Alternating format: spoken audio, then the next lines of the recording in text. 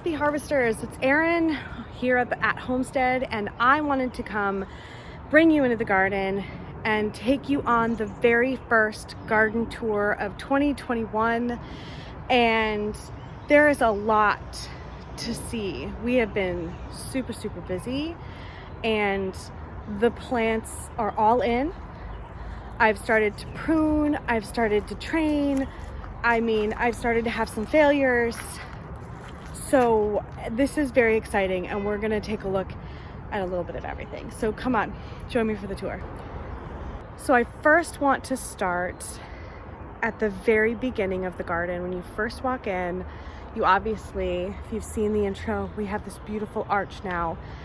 And so I wanna start here because this is Tomato Central. So these are my blue cream tomato plants. They're struggling slightly with some watering. This is the first time I put them in a container. So I'm checking them daily. And then these beauties, my Brad's Atomic Grape is doing lovely. It's spreading its arms out nicely. I've had to prune it a little bit, just these little elbow pieces. But man, it is doing so wonderfully. These are the extras that nobody wanted to take. Does anyone else have that? Where like, they can't bring themselves to thin the plants, so then they grow the plants and hope to give them away.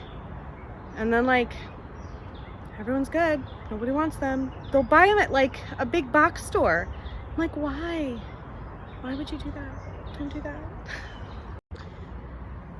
So going from these two cherries, we've got our blueberries with the cicada net behind. And boy, I am super excited. I'm sure you can see them starting to change. This is covered in blossoms earlier, and it looks like it is going to be covered in blueberries. That one's the same way. Even the ones I just planted, if you caught that video, they're already having buds and flowers. I'm really excited about these. Haven't seen any of my pink ones yet, but that's all right. These are my potato bags that I just planted in my last potato planting video, keeping them nice and moist. And then over here to the gloriness of the tomato bed. I know it's a little shabby looking because they're all new. That's okay. So here we have the varieties of different cherries that we have. I planted these very intensely. I did not give these cherries a lot of room because they're gonna grow up, and I'm okay with that. I'm out here a lot pruning. These, I'm all right with getting a little bit wild and a little bit together. The only one that's really struggling, because these are doing so beautifully, so well, but this Lucky Tiger is the only one I have up here, and it is clearly not doing well. The new growth, it's still growing, and the new growth looks nice and healthy, but I'm just like, where'd your leaves go? What's happening to you? It's getting the same care as everything else, which is very healthy, but it clearly has a mind of its own right now. So I've got marigolds in every corner. You'll notice that on the video. These are just some mums that I have hanging out here. And then this bed is companion planted with herbs. And I hope to do a video soon about companion planting, so stay tuned for that. These tomatoes are almost tall enough to reach the trellis, so I'm very excited. Some of them have reached the trellis already, and I've pinned them up, so we're doing really well. These are my white tomasols. These are my Cherokee purples. These are my Berkeley tie-dyes, the pinks, and then these are the mortgage lifters, so I'm really excited. And then interplanted, we've got some Greek miniature basil, dark opal basil, another Greek miniature. On the other side, you'll see some Thai basil. And then these are my onions, which, to be honest, they're not doing as well as in years past, and I'm surprised. I did get my onions and seed potatoes from the same place this year, and my seed potatoes, when I was cutting them, they didn't do so great getting cut up, and I'm wondering how good my potato yield will be.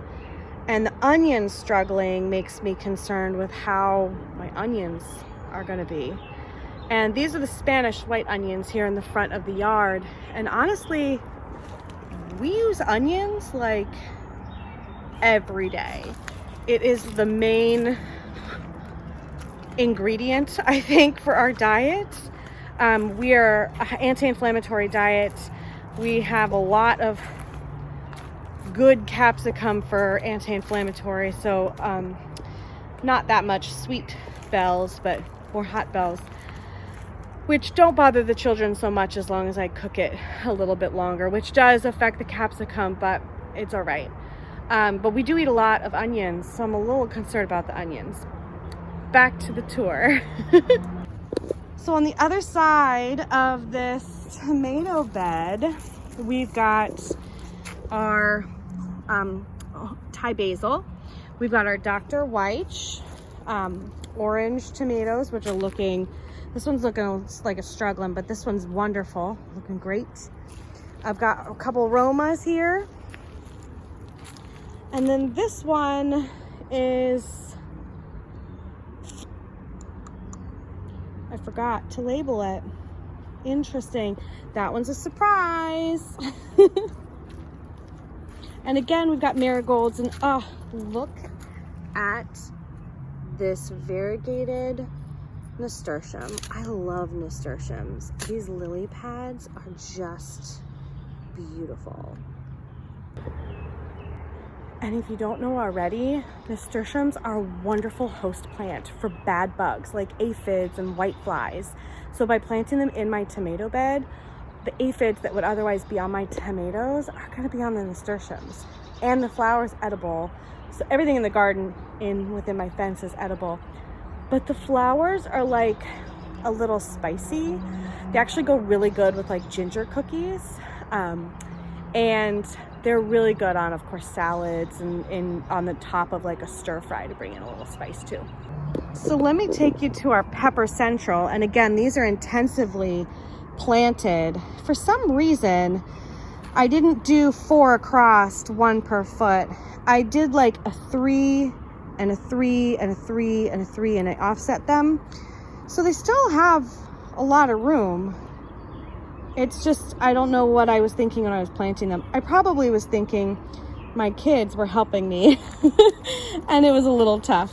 So we've got our black Zulu peppers back here. We've got our red peppers here, our tangerine green peppers here, our bell peppers here, and our jalapeno peppers here.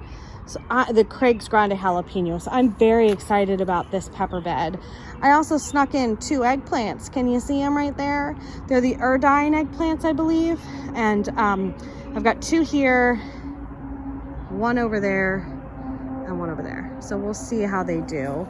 And this bed also has a variety of different marigolds at the corners. I grew triple treat, I grew snowball, and I grew lady primrose. So I just kind of planted them all over. So since I've planted all of these things, I've also been pruning them because I want them to focus on setting their roots and becoming a sturdy and stocky plant. I don't want these plants to focus on setting fruit just yet. So I'm out here pruning and trellising and trimming, and I'm just making sure, and trying anyway, to help the plant along and know, hey, I don't need to be putting my fruit out yet. There's plenty of time for that. Let's make sure we're a strong plant that'll go the whole season instead of just a little bit. So that's the pepper bed with a little dark opal basil. Here's my herb tower that I always need to replant because my kids knocked it over when I first planted it, and I never seem to replant it, and they always come back. And we've got our Oriental yard long beans. Very excited about these beans. I'm a little surprised they haven't taken off as quickly as my other beans, which are over there, but we'll see. I mean, they're a big plant that produce a lot of fruit, so we'll see. The rest, this is the Erdine eggplant that I planted here, which probably should have a little bit more room. We'll just take these off the shishitos because I want the shishitos too. really blossom a little bit later. So I also, if you can't tell, these shishitos I pruned the top to really promote growth of additional branches. And these I did not. Now someone told me that this will do it anyway, but I have normally always topped my small bearing peppers like shishitos, the tangerine dreams, the jalapenos. But this year I wanted to see if in fact they would just split on their own. So we'll go ahead and do that. These are my slippery silk beans. Nice pink bean. Climbers. These are my purple potted pole beans. You'll see my nasturtiums in the middle are coming along beautifully. They've really grown.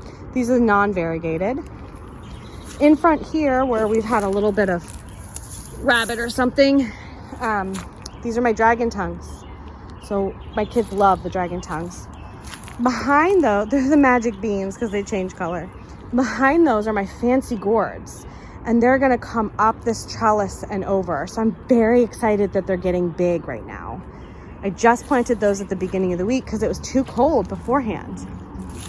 I've got my cabbage heading up. I'll show you on the other side because I've also had some damage I've had to deal with. But most of these leaves are just gorgeous. So then we've got, those are my shishitos, and these are my Cubanelles. My husband loves Cubanelles, so I'm very excited to have a bunch of Cubanelles up here. I had like 10 plants last year, and I scaled back significantly, so we'll see. I snuck in some purple potted pole beans here too.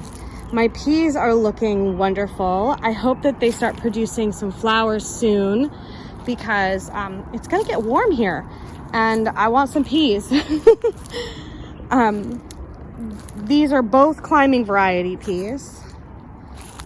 And I'm just like, last year they didn't get above like a foot off the ground. It was so tiny. They only produced like 4 or 5 and then they died. So I really want them to blossom, do well. I'm trying very hard. My Bok Choy that's about to bolt because it's getting too hot. My Kohlrabi, which for some reason is also being eaten. The leaves are being eaten by something. So you'll see half of these cabbages look great. And this cabbage does not look so great. This one looks kind of normal. So something has been eating this cabbage significantly. And I haven't actually seen the culprit on any of these leaves ever. If any of you are seeing them now, you let me know. Tell me to rewind, look again. That's just a spider web in there. But it's surprising that it's not happening to all of them. So we'll see on that. Another cabbage. Our green stalk of beauty. I have been eating salad off of this green stalk every day. It needs a little water today because it got super hot. This is also where I planted extra lettuce down here. I planted some bok choys that you can see look gorgeous and ready to be plucked before they bolt. I'll probably cook those this weekend. It's so exciting to see all this stuff grow. Eggplant, 2 more fancy gourds going that way. Cucumbers, these are my munching cucumbers. Those are my slicer cucumbers. And these are my cucamelons, which are also known as gherkins. So those little guys, I'm gonna trail up here. That little guy I'm gonna trail up this way too. And those guys I'm gonna trail up that way. I'm really excited about that. My broccoli, cauliflower, the purple peas, which are just doing wonderfully. This stalk is so big and I keep coming out and like retraining them and having them like tuck them in. They're doing so nicely. I just can't wait for them to blossom. All my beets are coming up. I didn't show you those, but those are definitely starting to come. The garlic will be pulled here in about a month. These bok choys bolted fast. I've been just leaving them to be eaten by other things, but we'll see. This is my second round of carrots. I've already thinned them. They're coming up nicely. This is my other set of onions. And I'm like, what is happening? Like, look at this guy. This has been in here for 2 months. What month is it? May? Yeah, 2 months. There's no reason. I lost a couple here. Like, there's no reason for this. Any suggestions, please let me know. I don't want them to rot. I don't think I'm overwatering. It doesn't feel like I'm overwatering. It doesn't feel like I'm underwatering. But you guys may be able to help me with that, because these are the saddest looking onions I've ever had. And I'm not like the perfect onion grower. I've grown onions a handful of times in the span of my 10 years of growing. But normally I get like a handful sized onion. And these don't look good. So I'm concerned. Let's show you Slim Shady. Oh, Slim Shady. So Slim Shady got a squash. This is a pink squash, apparently. It came from a survival seed kit, which I'm excited to grow. I only took one. I gave 2 back to my friend who gave me the seeds. From 6, only 3 germinated, which I was surprised because they're super old seeds. This is my first planting of carrots. Can't wait for you to come up. Cannot wait. I'm so excited. This is my kale. I'm gonna start plucking from them soon too. Lettuce, this beautiful butter crunch lettuce just came up the other day. This 4 Seasons lettuce. My spinach here. I mean, wow, that's a nice leaf spinach. These guys don't look so good. It's like they got burnt or something. I'll have to pull that back one out, I think. But other than that, don't mind the ladder. We've been staining our fence. Got to keep the carpenter bees out. I think I'm gonna put another set of kohlrabi here, because I've also never grown kohlrabi before, and I'm excited about it. I'm interested, and if we like it, I want to be able to have like more than just 4 or 6 to deal with, right? Like, does anyone else do that? So now we're gonna go to the out of garden section.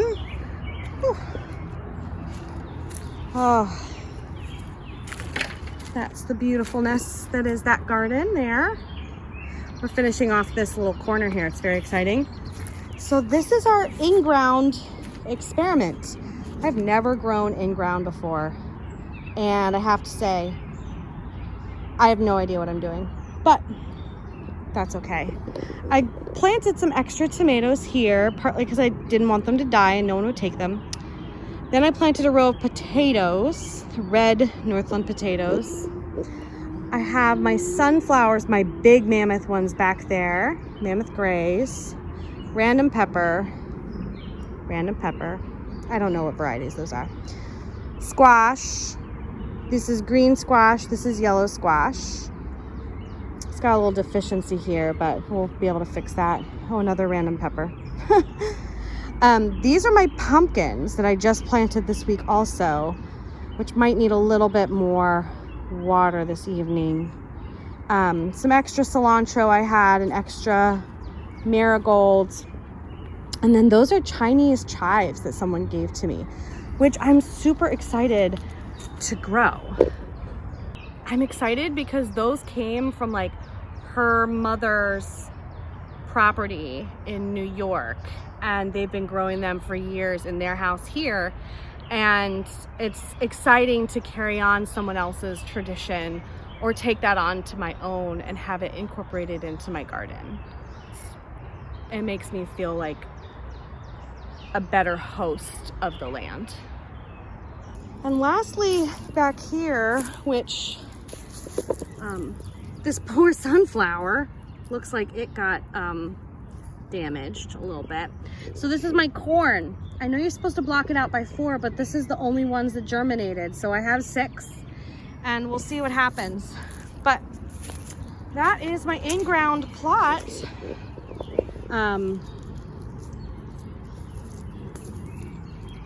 It's very exciting. I don't know what that is. Very, very exciting. especially since if you've been following me for the last couple videos, you know we're getting the cicadas. They're starting now. So they're popping up everywhere. My son created a little cicada nursery today. And I'm like, oh, if only you knew how creepy that was a little bit. I do have a little thing to show you in this box here. Look, it's ginger. That little stalk there, that stalk there, you see them? I'm holding it, I shouldn't have held it. Ah, the choices we make in life. This is a ginger stalk. This is a ginger stalk. This is a seed. Seed. I think there was one more, but oh, it's over here. This is a ginger stalk. I'm excited about that. I'm excited to see what else comes up. I thought these guys were goners, but I'm just letting it ride, and so far so good. And honestly, as I understand, ginger is one of those things that you should let ride. You shouldn't tend to it too much, and you should just make sure that it has all its needs and let's let it grow. Isn't that most things? Like most things in the garden, you don't need to tend like you do tomatoes. You don't need to make sure that they've got the right trellising or the right vining capabilities. You just plant it and let it go. Sometimes that makes me feel like a lazy gardener, but no, I'm gonna own that this year. And you know what? Let's all be lazy gardeners together if that's the case, because it's a lot easier to be focusing on one or two plants in the garden than all of them. I hope you enjoyed the tour today. I hope to bring you a lot more content coming up. The pruning, the trellising, the companion planting, and of course more garden tours. And hopefully we'll harvest some soon. I thank you so much for joining me today on this tour, and I hope to see you again at the next video. Bye, harvesters.